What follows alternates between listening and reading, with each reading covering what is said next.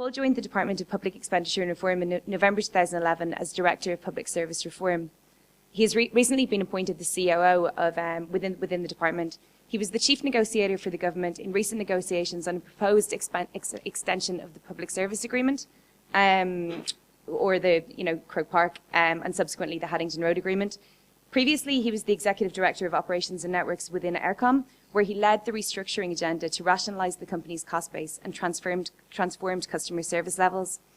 Between 2010 and 2011, he worked with Trócaire, strengthening their overall governance and leading an agenda of change in their Irish and international activities. And I first met Paul, actually, whenever I was researching a role in Trócaire a couple of years ago, and I had to do a presentation to the board.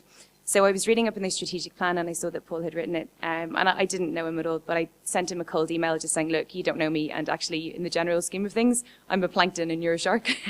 But I'm reading up on your strategy and I would really appreciate it if I could just ask you a couple of questions on them because I have to present to the board. And he was amazing. He didn't know me from Adam, and he came back that evening and we met the next morning, and he spent about an hour going through my presentation with me, and it was just incredibly kind. So I think as well as being kind, he probably has the patience of a saint to be in the job he's in at the minute. But I'm really interested to hear the insights, and I'm delighted that he's here. I was just thinking as I walked into the room earlier on this evening, I can recall being in this room not too long ago, and I was trying to think when was it, but just about 4 weeks ago, my wife got an invite to a free wine tasting in the room here, so she couldn't make it, unfortunately. And I duly obliged and came along for her. And Julie managed to get absolutely hammered in this room just about 4 weeks ago. So Siobhan reminds me that there is Sauvignon Blanc and Shiraz. Oh no, there isn't. So that was my last experience in this room. I guess I just want to follow on from Pat had outlined, and really my presentation, a brief number of slides. It's really about a personal experience at leadership, a personal experience in leading through major strategic transformations in organisations. So there's probably 3 or 4 areas I want to cover in it and balance through the presentation my own practical personal experiences with the strategic direction that we were trying to bring the organisations in. And I've had the privilege now at this stage of my career, still young enough, but I've had the privilege of managing and leading in 3 different sectors. So private sector, not-for-profit sector, and now in the public service, in the public sector. So I'd like to share you my experiences, the differences and the contrasts in leading across those sectors as much as I've experienced them to date. As always with the presentation, I'll qualify it. It's a personal experience, and that's as much as I'll try to bring out through it, so don't try this one at home. Certainly don't try it in work, but I will bring you through some practical examples as I move through the presentation.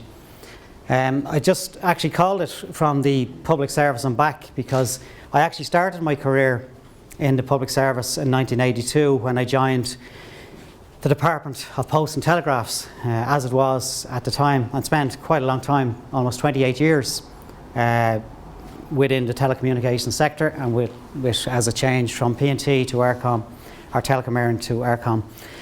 And as Siobhan said then, a time of about 18 months working with Trócaire, and I see Brendan Rice here who's worked in the organisation as well, which I'll come to in just a few minutes time. But what I would say straight away, if anybody ever gets the opportunity or has the inkling or desire to work in that sector, I have to say it was probably the best experience of my life, both in managing, leading, but also at a personal, professional level. Working in the sector is quite inspirational, but I'll come back to that in a minute. And as Siobhan said, in the past nearly 2 years now with the public service, I just want to use this example, just my own kind of personal experiences in working through those times. And particularly if you look at what happened with Eircom, moving from all the different governance arrangements you could try to think of. So starting as a public service back in 1982, department, moving to a semi-state body, Investing Day in 1984, becoming Telecom Éireann. Then moving to an IPO, then moving to a strategic alliance investment by KPN and Telia, Dutch and Swedish organisations. Then moving to an IPO, going on the stock exchange. Then moving to a VC organisation, and then moving to a leveraged buyout. And all of those are very different experiences and have been very different experiences for me in managing into various different boards, etc. I should say, I did start at the ground level. In fact, I actually started under the ground. My first job was as a trainee cable jointer, underground cable jointer.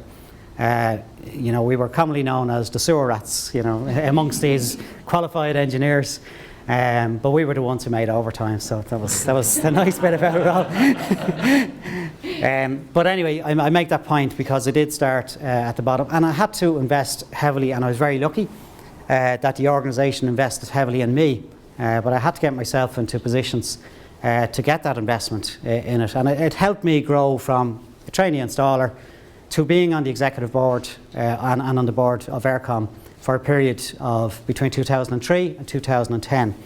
And during that transformation, or during those change processes, as you'll know, very different drivers of working for a venture capitalist as there are working for a semi-state body. Very, very different drivers and very clarity about what's required and when it's required and timeframes it's required from. So you really have to adapt your own leadership style.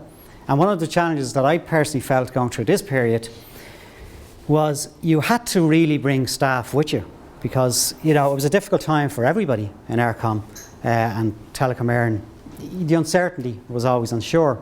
But you really had to keep focused on what the shareholder expected from you as a manager, as a leader, and at the same time bring your staff forward with you and have people motivated and galvanised. So a very interesting experience going through those change of ownerships. I've mentioned Trócaire just briefly, and I'll talk about the sector in a minute again, but certainly when I left Aircom in 2010, one of the choices that I made for myself was I wanted to do something completely different. I didn't want to go back straight into telecommunications. I didn't want to go into another major infrastructure player. And I made a personal commitment I would do something different. And thankfully, the opportunity with Trócaire came along, and Siobhan just touched on it. I was there to support them on their strategy, their development, their HR processes, their governance, their financial arrangements, and really trying to bring, a value for money focus into the sector and into the organisation. So value for shareholder funds. How do they invest the best return for shareholder funds? Now that sounds very strange, and certainly the language I think when I went in was very strange. So I had to adapt to what was going on in that environment. And I can say to you, presenting to a board in a private sector, we all have to build experience and do it, and it's quite a challenging process. But equally presenting to, if you take the trustees of Trócaire, which are made up of the Catholic Church, so it's the Cardinal, the Archbishops and the Bishops are the ultimate trustees. And one of the very interesting learning experiences I had was presenting to that group of trustees about some of the risks in the sector, some of the risks in the organisation, how they had to protect themselves better around issues like child protection. So I just make that as a kind of example, because when you shift out from the private sector, I certainly felt, well, I'm going to go into Trócaire and I'm going to really show them, learn them how to do things strength. It was actually a better learning experience, I believe, for myself in trying to adjust and adapt and being able to understand the culture and the drivers of the organisation, which is very different. I will, for most of the presentation, talk about the strategy that we're setting out for the public service. I'll talk about the development of that strategy, how we've brought that strategy to government, and now how we're going to oversee the implementation of that strategy. Before I do that, I just want to make this contrast about the three different sectors. And certainly my experience in the private sector, very focused on return, very focused on payback, bring the business case, tell me the payback, focus, business benefits realisation, deliver, and reward and recognition. But very clear goals, very good focus in terms of private sector. Kind of in complete contrast, my experience in the not-for-profit sector was certainly the focus is around, and particularly the NGO that I was working for, is around the issue of social justice or social injustice, etc. And that's a different focus, because the focus may be on using shareholder funds to address, social injustices or hunger or whatever around the world, and that's fine, and that has to be part of the process. and a strong advocacy orientation in the organisation. And fundamentally, when I say the experience I had there, genuinely, it's inspirational in terms of the value focus. I've worked in various different governance arrangements, and I've worked on developing a values-based organisation in the organisations I've worked in. And I'm sure you've been presented and work in organisations who really drive a values-based organisation. My experience, you will never work in a stronger organisation than the not-for-profit sector around values-based, because people have made a choice to work or volunteer in that sector or that organisation, and they've decided to work in there because it aligns with their values. So actually you don't have to create this process of aligning values, personal values with the organisation values. People have chosen because they feel that organisation reflects their values. So it's a slight difference, but very strongly felt on the ground. And finally, my experience at an early stage, and I know there's some public servants in the audience, and I'm sure have wider experience than I have. But my early experiences have been, you do get a very strong focus on policy and doing the right thing for the state. And people are very policy focused. What's the right policy for government? How do we deliver it? And how do we bring it through government? So, and that's the mandate that we have as public servants. But there's equally a very strong compliance focus, and that's kind of helpful and healthy, but it's equally a challenge as well, because public servants are under increased scrutiny, and in my judgment, unfair scrutiny at times. You know, there's a lot of scrutiny and a lot of public humiliation at times for errors, you know, and that's, you know, we should be held to account. But what's difficult is the good things that happen in the public service very rarely make the media or the headlines or the news, etc. So I want to share with you some of what I believe are the good things. My main point of this slide is I've been, you know, involved with a lot of bodies, etc. And you can hear the debate. You know, the private sector is good, public sector is bad. You know, and that's no good for anybody. There are actually different drivers in each sector, and I think we need to recognise them and build on what's best for each of them. Now, I just want to, in the next few slides, talk about the strategy that we're setting for the public service, my personal experience in the development of that strategy, and some of the challenges that we're facing in implementing it. But certainly all of the change gurus, and Cotter was one of my favourites, talk about the need to create a burning platform for change. Well, you know, we've had it in this country, everybody has experienced it. We don't have to create a burning platform. And it exists in a number of ways. I mean, the state lost a third of its income through revenue over a 3-year period. Pretty car crash stuff. We've mandated targets from the Troika. We were at 30% deficit, expenditure to income deficit. We have to get to 3% by 2015. We've mandated targets from the Troika to do it. So a massive expenditure consolidation process had to go on, which the taxpayer is feeling and people in the public service are feeling as well.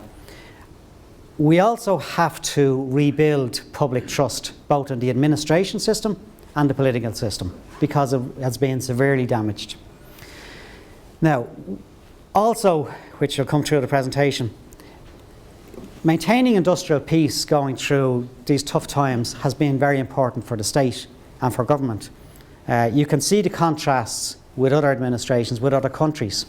And I've presented recently to a number of European administrations, Madrid, Greece, Cyprus. And they really value our capacity to manage industrial peace through all of the consolidation that has gone on. So sometimes we mightn't fully recognise it, other countries do. And one of the differences that I've experienced, again, in the public service has been in the private sector organisations are very good at consolidating very quickly. And they can take out costs rapidly. They can stop certain services. They can stop certain products. Take out the products, take out the service, take out the cost very quickly. One of the challenges we've had in the public service is that in a recession, and it's proven over the last, since 2008, all of the demands for services, public services, have gone up. We've 650,000 extra medical cards in the system. We've more children being born still, which may tell some kind of story about the recession, but there are more children being born, and there are more demands for teachers in the schools. There's more demands for health services.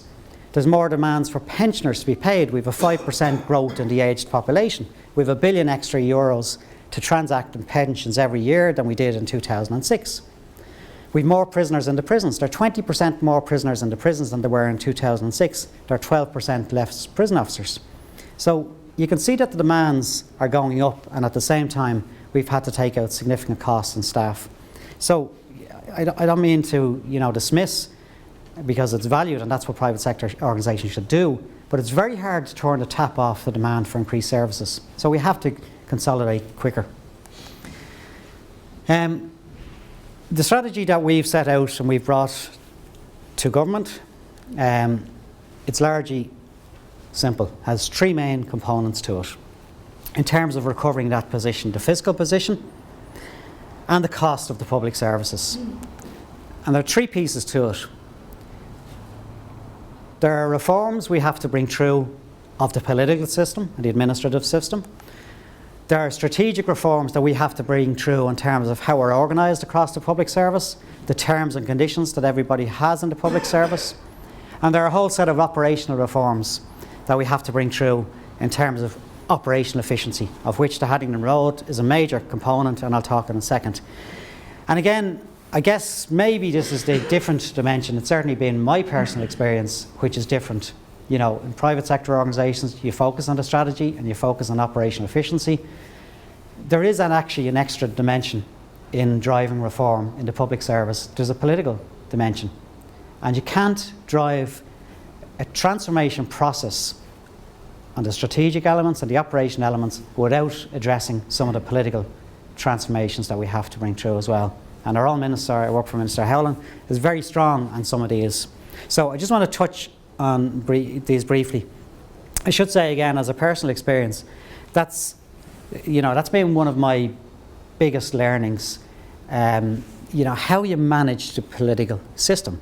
Because there's different demands, an administrative system, and there's different demands from the political system, understandably. So, how do you manage through government to keep government on board when you're in very difficult negotiations with the trade unions, to hold their nerve? Very real issues we've had to deal with, and a fantastic experience for myself to manage that new dimension. So, just briefly, on the political system, there is a commitment in the programme for government around strengthening the accountability system across the public service. There's been lots of reports, there's been Malarkey report, there's been a lot of reports around who's accountable for what in the public service. And there's a strong commitment in the programme to address that. So what is the Minister responsible for? What is the Secretary General of the Department responsible for? What are the senior management responsible for? And how are we held accountable for that? So we get out of this grey space when very difficult situations arise, like the economic collapse. So our Minister is very strong, and we are working on right now proposals that strengthen the accountability system, and we will bring proposals to government soon around strengthening the accountability system, creating clarity, who's responsible for what and how will we be held accountable for that. So it's a really important process. We've brought through a number of reforms right now, strengthening the freedom of information processes, so the ability to widen the freedom of information to other departments and sectors, increased powers for the Ombudsman. So we brought through a whole lot of whistleblowers, protection of whistleblowers legislation will come through. So these are the reforms that I talk about. We have to be part of the solution. Second elements I want to just talk about, which in essence was the role that I came in to do within the public service. In 2011, we launched a public service reform plan, and that set out a whole set of actions and commitments around changing how we're organised in the public service and some terms and conditions. And I won't go through them all, but just reflect some of the ones that are good practice we need to drive and are driving. We're reducing the numbers in the public service. The numbers in the public service will have reduced from 320,000 to 287,000 by the end of this year. So there are significant numbers that we have to take out while improving the services. Open recruitment at senior level. A lot more open recruitment coming directly in at very senior management levels. We're now moving to people being appointed with whole of government responsibility, because traditionally you were appointed within the public service, your career grows within the public service, and it's departmentalised, if you like. We're moving now to, we've made a number of appointments recently. We've appointed a Chief Information Officer. Might make sense, but it's the first Chief Information Officer we've appointed who has responsibility across the whole of government, all departments. We've appointed a Chief Procurement Officer who now has responsibility for managing all of the goods and services procurement across all departments, because we did an analysis with Accenture which demonstrated significant duplication, significant waste across the public service and our spending. So we're going to take a whole of government approach. Deploying shared services, we've launched our first one, which is called People Point for HR. 48 bodies or departments had their own HR department, had an HR area for transactional processes. We're integrating that into one single centre. It's now live with 13 departments in it, 15,000 employees, and all 48 will migrate over the course of 2014. We're doing the same for payroll. We're going to move from 18 payroll processing centres around the country to 3 and ultimately to 1. We need to look at outsourcing of work. What work are civil servants or public servants engaged in that can be done better by the private sector? It's a very difficult process. It's a process we have to work through and see what can be done more effectively. I won't walk through them all, but I'm trying to give you an extent of, these are quite significant reforms across 300,000 people that we're driving, and big leadership management challenges in it. Second area, which has been very difficult for people in the public service, significant reductions in people's terms and conditions have happened, particularly over the last 18 months. We need to continue to strengthen the performance management process in the public service. Pension entitlements have changed for new entrants, so no longer is it a DB scheme based on numbers of years service, it's now based on career average going forward. It may sound simple, but recently we agreed with the Garda representative associations and trade unions, etc., the implementation of a new roster system in the Garda. And that's the first time the roster system in the Garda has been changed in 47 years. And I don't say that as a criticism. The benefit we have got from that has been significant. The overtime reduction has moved from 120 million a year for the Garda to just over 47 million. Now you hear lots of noise about that and lots of issues about it, but it now means we can deploy more Garda on the streets on a Saturday evening than we did traditionally have, and less Garda on a Monday afternoon, etc. Traditionally they were all balanced, the same numbers. So fundamental changes, significant, that's saving money for the state. I won't go through much more just on that one. Okay, I just want to touch on briefly, Siobhan. Siobhan had mentioned our negotiations on, actually I have to say, before I came into the public service, there was a lot of media scrutiny and criticism of the Croke Park Agreement, really a lot of criticism about it. And genuinely, before I went in, my own feeling was, why don't they just get on with driving it, driving everything they can from it, instead of saying, is it the right one, is it not the right one? But that's an aside. So if you Google how long it takes, you come up with 14 minutes to get from Croke Park to Haddington Road. In our case, it took us 6 months. We started negotiations on the 4th of January. We concluded just in the middle of May. Just in the middle of May, and we had to go back for a few weeks and do it. Now, we did have a little detour on the way, which some of you will be familiar with, through Lansdowne House.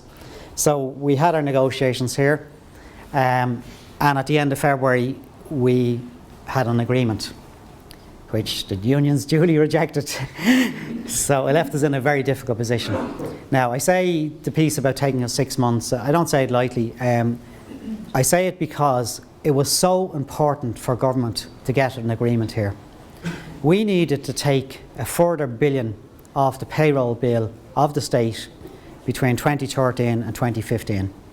And we had to do it because there was a further $5 billion expenditure consolidation had to be done. we couldn't do that without addressing 33% of the state's expenditure. So 33% of the state's expenditure is on pay. We couldn't go and cut services, social protection, education, health, without making significant reductions in the pay bill. So a very difficult process that we were through.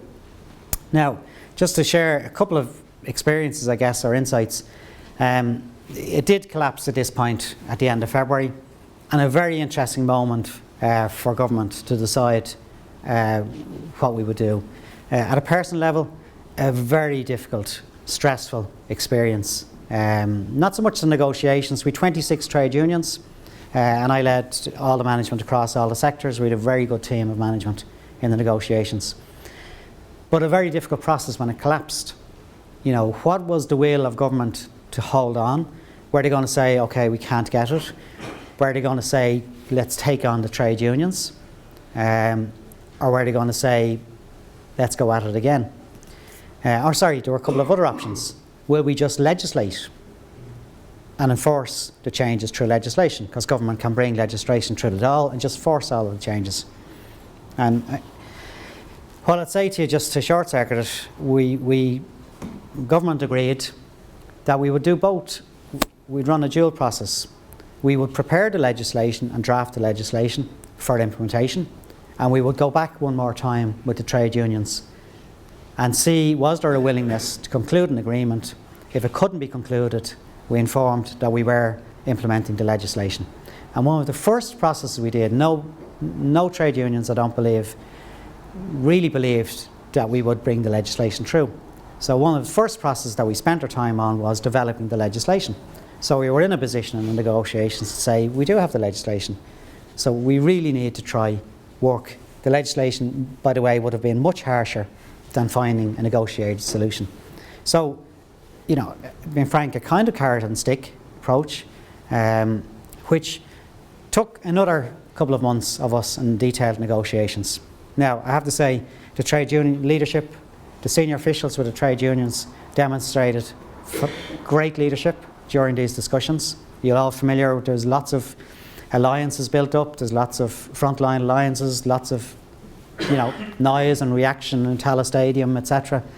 And the trade union senior officials stuck through those negotiations under very significant pressure from their own members. So, you know, collectively, I think I would always acknowledge, and I've just left meetings with the trade unions before I came here, you know, they had a lot at stake as much as we had for government at stake in these discussions. Now, the positive piece of it all, I should have said, we'd very clear, people were, Pat was talking earlier on about clarity of direction and clarity of strategy. The strategy for us in the negotiations was very clear. Government said, you have to deliver €1 billion. We need €300 million of that in 2013. You need to introduce significant public service reforms. And at the same time, we had to protect the basic pay of the lower and middle income earners. It wasn't just a choice of just taking across the board equivalent pay off everybody. So a very difficult process. The outcome of the agreement, and you know, they genuinely are not my quotes, it's from industrial relations correspondence, but I do believe it. It was one of the most significant productivity agreements that the state has ever delivered, because a lot of it is built in sustainable forever. A lot of the pay reductions are built in. A lot of the reforms are implementing are not just for the period of the agreement. So, very difficult process for all public servants to be involved in. Pay cuts for those earning over 65,000. Extra hours to be worked in the system. When we add up all the extra hours of the nurses, the doctors, the teachers, the civil servants, etc., the Garda, there are 15 million extra hours into the system. So it's a significant extra injection of productivity into the public service. Premium payments, overtime rates, all changed, all cut. And again, a commitment to wider reform. And look, there's lots more in the agreement, but you know, they're the kind of fundamental tenets of it. And it does deliver €1 billion of savings for the government. And it was a fundamental element how the government were able to construct the budget this year. If those savings hadn't been delivered, we wouldn't have been able to build in significant savings for 2014 on the pay bill. So I guess just to reflect my own kind of experience one more time going through that piece was, it was really interesting because I should have said at one stage in my own career I did spend a couple of years as a trade union official. So one of the biggest learnings I've got through that process was, first of all, keeping our management aligned, because it's a very fragmented system. Health, need what health need, education need what education need, social protection need what social protection need. But we had a very difficult challenge to keep focused on the bigger prize. Keep focused, make sure we were getting €1 billion. Not that I have my piece now, I'm stepping back. And I have to say great credit to the management team involved in it. But certainly it was a strong challenge on myself. And equally, I've said what the trade unions are doing.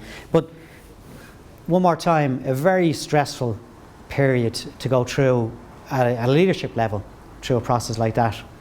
But I have to say, one of the most privileged positions you could ever wish to be asked, to lead such a discussion and bring it back to government and get your mandate from government throughout the process. So, great learning for me. Pat's key slide about learning. A great learning about just sticking with it, keeping it simple in the discussions, keeping focused, 3 mandates, €1 billion, reform, and long-term, strategic reforms for the government. That's, because you could have made it so complex.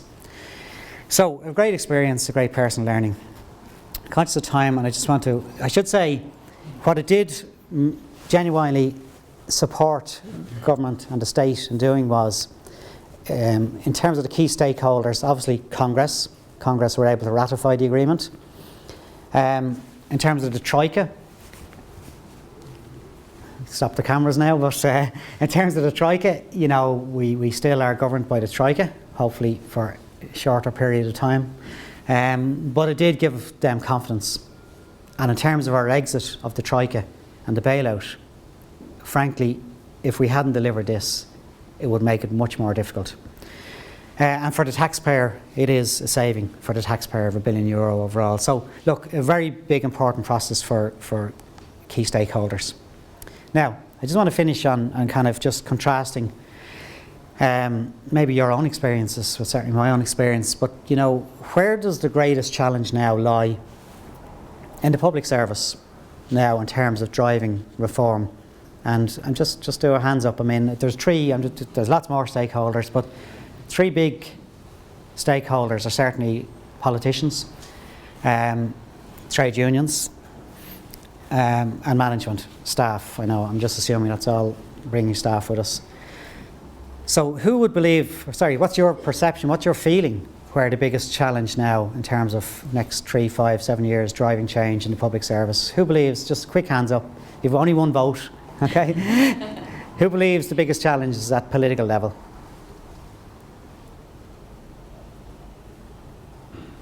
Okay, roughly about 10, 11. Who believes the biggest challenge is at trade union level?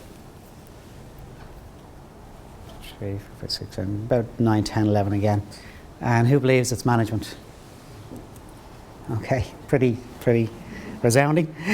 And look, for what it's worth, that would be my strong, and I'm sure we've people from the civil or public service in here, that would be my strong feeling. And that's not a criticism at all. That's about harvesting the environment, and strategic leadership is about understanding the environment and harvesting the environment to drive change, and we have that environment. We now have the trade union enabling agreement to deliver change, and the biggest challenge in my view and my experience, and I'm part of it, is it's over to management in terms of delivering this. Thank you as well. Thank you.